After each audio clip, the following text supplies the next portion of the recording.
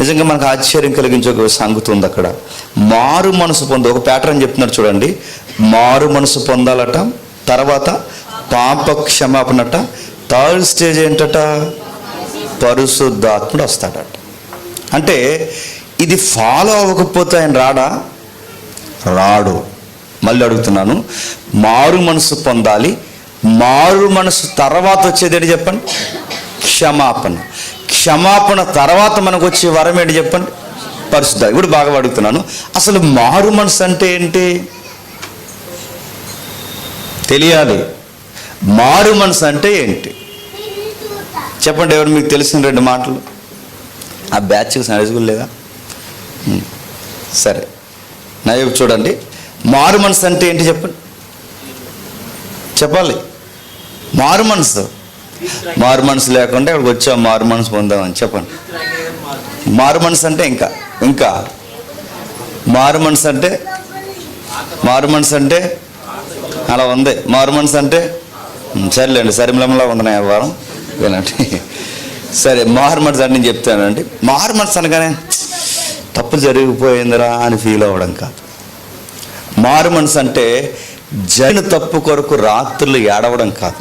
అది అనుకుంటారు మారు మనసు అంటే. మారు మనసు అంటే అనవసరంగా చేశాను అని ఫీల్ అవ్వడం కాదు. ఫీలింగ్ కదండి మారు మనసు అంటే. మారు మనసు అంటే తప్పు చేశానని ఏడవడం కాదు. మారు మనసు అంటే ఏంటి చెప్పిన, ఇక మళ్ళీ ఆ తప్పు చేయకుండా దాని నుంచి పూర్తిగా వైదొలిగి నిర్ణయం తీసుకోవడమే మారు మనసు. దీన్ని ఏమంటారంటే ఇంగ్లీష్లో టు బి కన్వర్ట్ అన్నాడు. దాన్ని కన్వర్ట్ అనే పదం ఎక్కడో వాడతారండి, ఆ మతం నుంచి ఈ మతం కోసం. అది కాదు, అది ఎవడో బుర్రలేనుడు మాట్లాడే మాటలు. కన్వర్ట్ అనే పదం ఎక్కడ వాడతారో తెలుసా? పూర్తిగా విషయం నుంచి నువ్వు దేవుని వైపుకి తిరిగిపోయే దగ్గర వాడిన బైబిల్ వాడిన పదమే కన్వర్ట్ అయ్యాడు. తిరిగిపోయే దగ్గర వాడిన బైబిల్ వాడిన పదమే కన్వర్ట్ అయ్యాడు. ఎక్కడి నుంచి కన్వర్ట్ అయ్యాడు? ఆడు పాపం చేసేవాడు, ఇక ఆ పాపం చేయకూడదని నిర్ణయం తీసుకున్నాడు. ఆ నిర్ణయం తీసుకుని పాప క్షమాపణ పొందుకున్నాడు. ఆ క్షమాపణ పొందుకుని ఆత్మను పొందుకుని పూర్తిగా దేవుని వైపు తిరిగాడు. చూసారా, దాన్ని కన్వర్ట్ అంటారు. అదే పదం వాడుతున్నారు పేతురు గారు. చూడండి ఏమంటున్నాడు చూడండి. మీరు మారు మనసు పొంది అంటే మారు మనసు పొందడమే పాపక్షమాపణ కాదు. మారు మనసు అంటే ఇంకా అలా చెయ్యను, ఇదిగో నేను నిర్ణయం తీసుకుంటున్నాను, ఇక వాటి వైపుకు పోను, నేను దేవుని కొరకు నిలబడతాను, దేవుని చిత్తం జరిగిస్తానని ఎప్పుడైతే నువ్వు టర్న్ తీసుకుంటావో, ఎప్పుడైతే మార్గం మార్చుకుంటావో, ఎప్పుడైతే నీ నిర్ణయం మార్చుకుంటావో, అప్పుడు దేవుడు నిన్ను ఏం చేస్తాడు చెప్పండి, క్షమిస్తాడు. మనం అనుకుంటాం ఏడిచేస్తే క్షమించేస్తాడు అనుకుంటాం. ఇది కొన్ని వాక్యాలు అలాగే అర్థమయ్యి మనకి పరుగులు తేలేలా ఏల్చాను, దావీదు ఏడ్చాను మనకు అర్థమైంది. కనుక పరుగులు తేలిపోయిన కనీసం ఖచ్చిపోయినా తాడాలనుకుంటున్నాము. ఏడవద్దని అంటలేదు, ఏడవండి, కానీ ఏడిస్తే క్షమించాడు. గుర్తుపెట్టుకోండి, ఏడవడమే కాదు, దాని వెనకాలేంటో తెలుసా, ఇక మళ్ళీ ఇంకెప్పుడు చేయనని నిర్ణయం తీసుకోవాలి. అప్పుడు క్షమాపణ. తప్పు చేసేసి సాయంత్రానికి బాధపడి, తప్పు చేసేసి పొద్దుడికి బాధపడిపోయి వర్కౌట్ అవ్వదు. మీరు బైబిల్ ఎక్కడైనా తిరగేయండి, బైబిల్ని ఎలాగైనా తిరగేయండి, ఏ వచ్చినమైనా ఫీలింగ్ నడుతున్నాను, ఫీలింగ్ మారు మనసు కాదు. ఇలా చేశాను ఏంటని ఫీల్ అయిపోవడం మారు మనసు కాదు. ఇక మళ్ళీ ఇంకా అలా చేయనని దేవునికి మాట ఇవ్వడం మారు మనసు అంటే. ఇంకెప్పుడు ఇంకా అలా చేయను ప్రభువా, ఇదిగో జరిగింది, నేను తిరుగుతున్నానని పూర్తిగా ఎప్పుడైతే నువ్వు అనుకుంటావో అప్పుడు దేవుడట క్షమాభిక్ష పెడతాడట. మాట ఇవ్వాలి. ఎప్పుడైతే ఆ మారు మనసు పొందుతో క్షమాభిక్ష వస్తుంది. ఆ క్షమాపణ పొందుకున్న తర్వాత మనలోకి వచ్చేదే పరిశుద్ధాత్ముడు. ఈ 3వ స్టేజ్కి వస్తున్నావా? మారు మనసు అంటేనే తెలియట్లేదు మనకి. నాకు తెలిసి మెజారిటీ ఇక్కడ చాలామంది ఉన్నాం, ఫీల్ అయ్యాం తప్పుల కొరకు, ఏడ్చాం తప్పుల కొరకు, కానీ ఇక మళ్ళీ చేయనని ఒక నిర్ణయం తీసుకోలేకపోతే మరి చెప్తాను, ఇంకా మనం అక్కడే ఉన్నాం. నాకు తెలిసి చాలామందికి ఇంకా పాప క్షమాపణ వచ్చి ఉండదు. ఈ వచనం ప్రకారం పాప క్షమాపణ వచ్చి ఉంటుంది. నువ్వు వచ్చింది అనుకుంటున్నావు, ఏడు చేశాను సాయంత్రం, ఇంకా ఆ తప్పు కొరకు నేను ఏడు చేశాను, ఇంక దేవుడు ఇంక నన్ను క్షమించేసాడు నువ్వు అనేసుకుంటే అయిపోద్దా?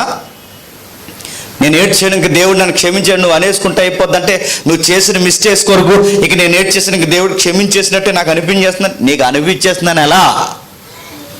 నీకు అనిపించడం ఎలాగో తెలుసా? ఇక చేయనని మాట ఇవ్వాలి. దేవా ఇక చెయ్యను, ఇదిగో ఇక అయిపోయింది, ఇక చేయను, ఇక ఆ మనస్సు లేదు, ఆ యొక్క ఆలోచన లేదు, ఇక ఆ మైండ్ సెట్ నాలోంచి పూర్తిగా పోయింది, నేను కన్వర్ట్ అయ్యాను, నీ వైపుకి తిరిగాను నేను.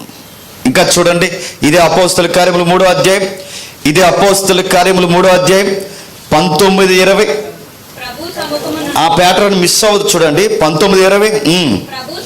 ప్రభు సముఖము నుండి విశ్రాంతి కాలములు వచ్చినట్లు మీ కొరకు నియమించిన క్రీస్తు యేసు ఆయన పంపునట్లు మీ పాపములు తుడిచివేయబడి నిమిత్తము మారు మనసు నుండి తిరుగుడి దాన్నే కన్వర్ట్ అన్నారు. దాన్ని ఏంటట? తిరుగుడి. ఎక్కడి నుంచి తిరగాలి? ఓ మార్గంలో నడిచేవాడుగా, నీకు కొన్ని ఇష్టాలు ఉన్నాయిగా, నీకు కొన్ని నిర్ణయాలు ఉన్నాయిగా, నీ మైండ్ ఒకటి చెబుతుందిగా, దాని నుంచి తిరగాలంటే పూర్తిగా ఆ యాటిట్యూడ్ నుంచి నువ్వు కన్వర్ట్ అవ్వాలి, తిరగాలి. 3 స్టేజ్లు చెప్తున్నాడు చూడండి. దేవుని సముఖము నుండి, ప్రభు సముఖము నుండి విశ్రాంతి కాలంలో వచ్చిన దేవుని సముఖం. విశ్రాంతి కాలంలో అంటే నిత్యత్వం కొరకు నీకు ప్రకటింపబడుతుంది. ఆ నిత్యత్వం కొరకు ప్రకటింపబడుతున్నప్పుడు ప్రభు అనే ఆయన నీ కొరకు పంపబడ్డాడట. ప్రభు అయిన యేసుక్రీస్తు వారు మన కొరకు పంపబడ్డాడు. బాగా వినండి. నా ఆలోచన మారాలంటే, నా థాట్స్ మారాలంటే, నిత్యత్వము, పరలోకము, మరో జీవితం అని ఈ థాట్స్ నా మదిలో పడాలి అంటే నా ఆలోచనకి కౌంటర్ తగలాలి. అంటే నా మైండ్కి కౌంటర్ తగలాలి. నా మైండ్కి కౌంటర్ ఎలా తగులుతుంది? గతించిన వారం మనం మాట్లాడుకున్నాం.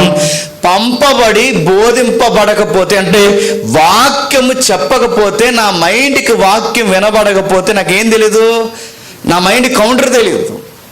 ఎప్పుడైతే నా మైండ్కి కౌంటర్ తెలుస్తుందో, అంటే ఇది తప్పురా అని నన్ను ఎప్పుడైతే ఎన్కౌంటర్ చేస్తుందో, ఆ కౌంటర్ తగిలినప్పుడు నాలో ఒక రిపెంటెన్స్ స్టార్ట్ అవుతుంది, ఒక పశ్చాత్తాప ధోరణి స్టార్ట్ అవుద్ది. పొడుస్తుంది. ఈ జీవితం కోసం బతుకుతున్నావేట్రా, మరో జీవితం ఉందరా, విశ్రాంతి దినాలు ఉన్నాయిరా, నిత్య విశ్రాంతి దినం ఉందరా, దాని కొరకు బ్రతకడన్నప్పుడు ఆ పిలుపు, ఆ మాట నేను పొడిసేసరికి ఎలా దీనికి నేను దేవుని ఎదుట నిజంగానే పాపాత్ముడుగా ఉన్నాను అని నీకు ఎప్పుడైతే అర్థమవుతుందో అప్పుడు నీకు ఒక సేవియర్ అవసరం అవుతాడు. ఆ సేవియరే నజరాయుడైన యేసుడు. బాగా వినండి. చాలామందికి ప్రేయర్ ప్యాటర్న్ కూడా తెలియదు. చాలామందికి యేసుక్రీస్తు వారికి చేస్తాం, కుమారుడైన యేసుక్రీస్తు వారికి చేస్తాం, పరిశుద్ధాత్మ చేస్తాం, తండ్రికి చేస్తాం. కొన్ని విషయాలు గుర్తుపెట్టుకోండి, బేసిక్స్ అంటారు, వీటిని తెలియాలి మనకి. మనం పాపం చేస్తే ఎవరికి వ్యతిరేకంగా పాపం చేసినట్టు తెలుసా? తండ్రికి వ్యతిరేకంగా పాపం చేసినట్టు. తండ్రికి వ్యతిరేకంగా పాపం చేస్తే దేవుడు తీసుకున్న నిర్ణయం ఏంటో తెలుసా? ఆ తండ్రికి వ్యతిరేకంగా మనం పాపం చేసినప్పుడు మనకి క్షమాపణ దొరకాలంటే కుమారుడనే మీడియేటర్ ఉండాలి. ఈ కుమారుడు ద్వారా క్షమాపణ పొందిన తర్వాత ఇక మళ్ళీ వైదొలకు పోకుండా కన్వర్ట్ అయిన మనం అక్కడ పూర్తిగా స్థిరముగా, చంచల మనసులు కాకుండా స్థిరంగా మనం నిలబడాలి అంటే పరిశుద్ధాత్ముడు అనే వరాన్ని మనం పొందుకోవాలి. మాటలు అర్థమవుతాయి. అంటే మనం పాపం చేసేది ఎవరికి వ్యతిరేకంగా తెలుసా? తండ్రికి వ్యతిరేకంగా. ఆ తండ్రికి వ్యతిరేకంగా చేసిన పాపాన్ని ఎవరి ద్వారా క్షమాపణ దొరుకుతుందో తెలుసా? మా ప్రభు అయిన యేసుక్రీస్తు వారి ద్వారా. ఈ క్షమాపణ దొరికిన తర్వాత మనల్ని ఎవరు మనల్ని గైడ్ చేస్తారు తెలుసా? పరిశుద్ధ. అందుకే ప్రేయర్ చేస్తున్నప్పుడు కూడా గుర్తుపెట్టుకోవాలి, తండ్రి నీకు వ్యతిరేకంగా నేను పాపం చేశాను. ప్రేయర్లో మరొకటి గుర్తెట్టుకోవాలి, ఈ కుమారుడైన క్రీస్తు ద్వారా నన్ను క్షమించని, పరిశుద్ధాత్మని ఎల్లకాలము నాలో ఉంచు అని. ఈ ప్రేయర్ మనకు గుర్తుండాలండి. ఇవి మనకు గుర్తుండవు. ఇవేమర్థమో, మనం ఎవరికి వ్యతిరేకంగా పాపం చేశామో, ఎవరు మనల్ని క్షమిస్తున్నారో, ఎవరి ద్వారా ప్రోక్షణో, ఇది ఏది క్లారిటీ లేకపోతే నేను అడుగుతున్నాను, అసలు నీకు మారు మనసు కూర్చో అవగాహన ఉందా? బైబిల్ మాట్లాడుతుంది, బైబిల్ చెబుతుంది, ఇదిగో చెబుతుంది చూడండి. ఆయన వైపుకు తిరుగుడి, విశ్రాంతి దినాలు రాబోతున్నాయి, మీ కొరకు నియమించిన క్రీస్తు యేసును ఆయన పంపునట్లు మీ పాపములు తుడిసివేయబడి నిమిత్తము మారు మనసు పొందుడి. పాపాలు తుడిసివేయాలంటే ముందేం పొందాలండి? చెప్పాలి. మారు మనసే పాపాలు క్షమించడం కాదు, గుర్తుపెట్టుకోండి. మారు మనసు పొందడం అంటే, మళ్ళీ చెప్తున్నాను, ఇక మళ్ళీ ఇంకా అలా చేయనని మాట ఇవ్వడమే మారు మనసు పొందాలి. ఎప్పుడైతే ఆ మాట ఇస్తామో చెప్పండి, అప్పుడు మనం పాప క్షమాపణ ఉంటుంది. 24లో ఇస్తావు, 25లో అలాగే ఏడుస్తావు, 23లో అలా ఇచ్చావు, 24లో అలాగే ఏడుస్తావు, మళ్ళీ 25లో ఇస్తావు, 26లో అలాగే ఏడుస్తావు. నేను అడుగుతున్నాను, నువ్వు అలాగే చేస్తే నీకెవడో పాప క్షమాపణ పెట్టిందన్నది నీ ఫీలింగా? నీ మైండ్ చెప్తుందా? నువ్వు అనుకుంటున్నావు నన్ను దేవుడు క్షమించేశాడు, ఒక చిన్న తప్పు చేసి మళ్ళీ ఇంటికి వెళ్ళిన తర్వాత బాధపడితే, నేను అడుగుతున్నా నీ ఫీలింగ్ అది. మారు మనసు పొందడం ఏంటి చెప్పిన, ఇక మళ్ళీ రిపీట్ అవ్వకూడదు, గుర్తుపెట్టుకో. ఇక మళ్ళీ చేయకూడదు. దావీదులో అది కనబడుతుంది మనకి. ఇక మళ్ళీ జీవితంలో తప్పే చేయలేదు. అది మారు మనసు పొందడం అంటే. మొన్న అలా చేసిన ఇక తప్పలేదు, మళ్ళీ ఎలా చేసినా మళ్ళీ తప్పలేదంటే నడుతున్నా. అసలు నీకు పాప క్షమాపణ కాదు, అసలు నీకు మారు మనసు పొందితే మళ్ళీ అలా చేయలేవు. ఎందుకంటే క్షమాపణ అర్థమవుతుంది నీకు. క్షమాపణ పొందిన వెంటనే మళ్ళీ ఆ పని చేయకుండా దేవుడు నీకు ఒక వరం ఇస్తాడు. ఆ వరం ఎవరో తెలుసా? పరిశుద్ధాత్ముడు. నీకు అలా చేశానని తప్పు అయిందని తెలిసి నువ్వు క్షమాపణ పొందని నీకు అర్థమై మళ్ళీ అలా చేస్తున్నావంటే అది నువ్వు అనుకుంటున్నావు తప్ప నీకు ఇంకా ఏ ఆత్మ రాలేదు తెలుసా? పరిశుద్ధాత్ముడు ఉంటే గుర్తుపెట్టుకోండి. పరిశుద్ధాత్ముడు ఉంటే మళ్ళీ అలా చేయలేవు. నువ్వు రిపీటెడ్గా చేస్తున్నావంటే గుర్తుపెట్టుకో, ఇక ఇంకా ఆత్మదేవుడు రాలేదు. నువ్వు అనుకుంటున్నావు నేను ఏడు చేశాను, నన్ను దేవుడు క్షమించేశాడు, నేను ఫీల్ అయ్యాను 31st నైట్, ఇక దేవుడు నన్ను క్షమించాడు ఏంటి? జాలి గల దేవుడు, కరుణ గల దేవుడు అంటే పదాలు బాగానే పట్టావు, కానీ గుర్తుపెట్టుకో ప్యాటర్న్ మిస్ అవుతున్నావు. అది మిస్ అయితే క్షమాపణ దొరకదు. క్షమాపణ దొరకకపోతే ఆత్మదేవుడు రాడు. ఆత్మదేవుడు నీలో లేడు గనకే మళ్ళీ అవే పనులు చేస్తున్నావు. క్షమాపణ అనగానే ఏడు చేసాం, గంట ఏడుసాను దేవుడి కొరకు, రాత్రి దేవ తప్పైపోయింది 24 ఇంకా అలా చేశాను, ఏడు చేశాను ప్రభా అని చేస్తే క్షమించేసాడు అనుకోకండి. ఇక మళ్ళీ అలా చేయకుండా ఎప్పుడైతే నీకు ఆ స్టాండింగ్ వస్తుందో అప్పుడు గుర్తుపెట్టుకో, నన్ను దేవుడు క్షమించాడు. నాకు చేయాలని మనసు రావట్లేదు. ఎందుకు మనసు రావట్లేదు? మళ్ళీ ఆ తప్పు జరిగించాలని మనసు రావట్లేదు. ఎందుకు మనసు రావట్లేదు అంటే నేను పూర్తిగా కన్వర్ట్ అయ్యాను కనుకే నాలో ఆత్మదేవుడు మళ్ళీ ఆ తప్పు చేయడానికి ఏం చేయట్లేదు చెప్పండి, ఇష్టపడట్లేదు. అంటే ఎప్పుడైతే నీకు ఆ నిర్ణయం వస్తుందో, ఆ స్టాండింగ్ వస్తుందో అప్పుడు గుర్తుపెట్టుకో నీకు పాప క్షమాపణ వచ్చింది. నువ్వు మళ్ళీ జడ్జాగా అదే చేస్తున్నావంటే 5 మినిట్స్గా 1 అవర్గా లేదు ఈ ఒక్క విషయమేగా అనుకుంటున్నావంటే నువ్వు మళ్ళీ అది అంత ధైర్యంగా చేస్తున్నట్టు నీకు గద్దించే ఆత్మ ఇంకా నీలోకి చెప్పండి రాలేదు. గద్దించే ఆత్మ ఇంకా నీలోకి రాలేదంటే గుర్తుపెట్టుకో నీకు ఇంకా క్షమాపణ. నువ్వు అనుకుంటున్నావు నేను క్రైస్తవుడినని, నువ్వు అనుకుంటున్నావు నేను క్రైస్తవురాలనని, నువ్వు అనుకుంటున్నావు నేను సేవకుడినని, నువ్వు అనుకుంటున్నావు నేను సంఘ పెద్దనని, నువ్వు అనుకుంటున్నావు. నీ ఫీలింగే తప్పది. క్షమాపణ ఇంకా నీకు దొరకలేదు. ఖచ్చితంగా ఈ పద్ధతులు ఫాలో అవ్వాల్సిందే. నీకు ఫస్ట్ టైం వాక్యం వినబడుతుంది. ఆ వాక్యం వినబడిన వెంటనే నీలో ఒక పశ్చాత్తాపం స్టార్ట్ అవుద్ది. ఆ పశ్చాత్తాపం స్టార్ట్ అయినప్పుడు నువ్వు నిర్ణయం తీసుకోవాలి, దేవంకి ఇలా చేయనని. ఎప్పుడైతే నిర్ణయం తీసుకుంటావు ఆత్మను దేవుడు అనుగ్రహిస్తాడు. ఆత్మను ఎప్పుడైతే అనుగ్రహిస్తాడో ఇక మళ్ళీ ఆ తప్పు చేయడం నీకు మనసుకు ఒప్పదు. ఎప్పుడైతే నీ మనసు ఒప్పట్లేదు అదే నీకు సైన్. గుర్తేంటి తెలుసా? నేను మళ్ళీ ఆ తప్పు చేయాలని నాకు అనిపించట్లేదంటే దేవుడు నన్ను క్షమించి తన వరమును నాకు ఇచ్చాడు. ఆ వరమే పరిశుద్ధాత్మ.